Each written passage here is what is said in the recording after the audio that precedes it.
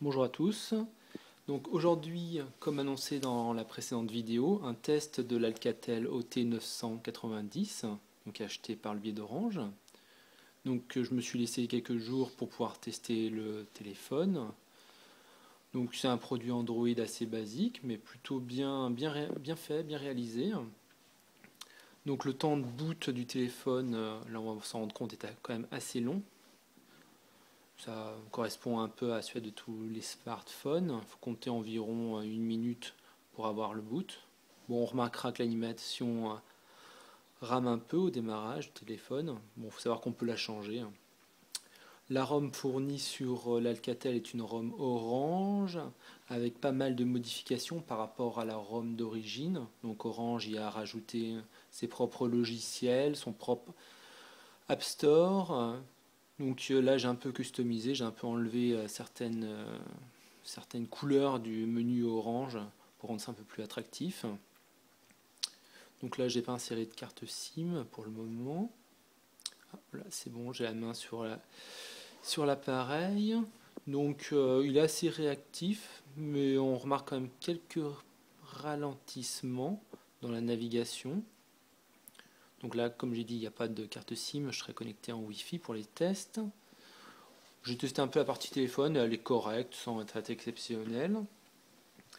L'appareil dispose donc d'un appareil photo.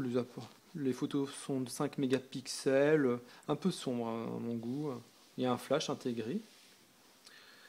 Bon, on sent bien que le processeur est un peu limité, hein. Je crois que c'est un modèle de 600 MHz, ce qui fait que certaines applications sont un peu lentes. Par exemple, Angry Birds, quand on lance quelques défauts, il lag un peu. Puis le lancement est pas très rapide. Je vais rajouter le son.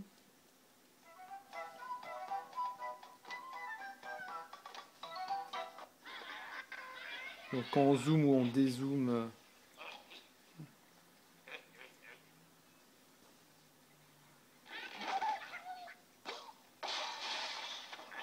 c'est assez correct. Point assez dommage, c'est que les applications ne s'installent pas automatiquement sur l'ASD. Il faut passer par les petits logiciels pour faire ça. Du coup, on est obligé de router le téléphone pour pouvoir avoir la possibilité d'installer sur la carte SIM. Car le gros problème de ce téléphone, c'est quand même sa mémoire interne. Sans installer aucune application, on a presque que 100 mégas de mémoire. Sinon, j'ai essayé aussi de lire quelques petites vidéos pour voir un peu les capacités du processeur. Bon, là aussi, je suis un peu déçu. C'est pas très rapide. Du coup, est-ce que je vais réussir à sélectionner une vidéo pour faire la démo? J'ai essayé de télécharger un podcast de Game Cult. Du coup, on a des ralentissements et des décollages entre l'image et le son. Donc c'est un peu dommage pour regarder des films ou des émissions.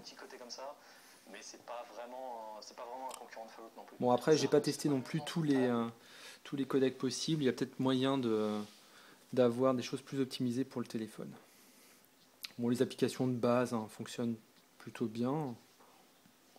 Bon, on remarquera que beaucoup d'applications ne sont quand même pas compatibles avec le téléphone, sur ce qu'on trouve sur le market.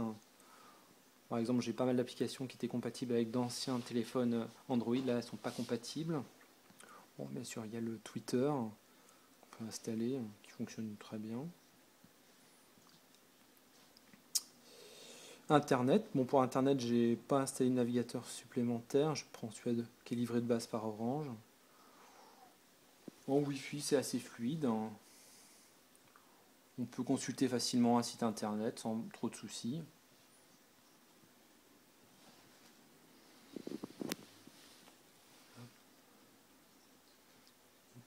L'écran est plutôt de bonne qualité. Bon là ça affiche pas très rapidement mais...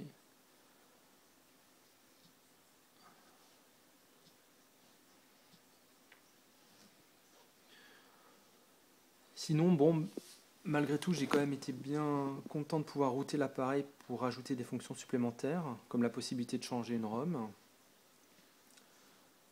Il y a une possibilité de copier les applications, comme j'ai dit par ailleurs, sur l'ASD. Grâce à Donc, en conclusion, l'Alcatel OT990, c'est un téléphone d'entrée de gamme d'Android, mais de plutôt bonne qualité. Voilà, pour un test plus complet, consultez mon site internet.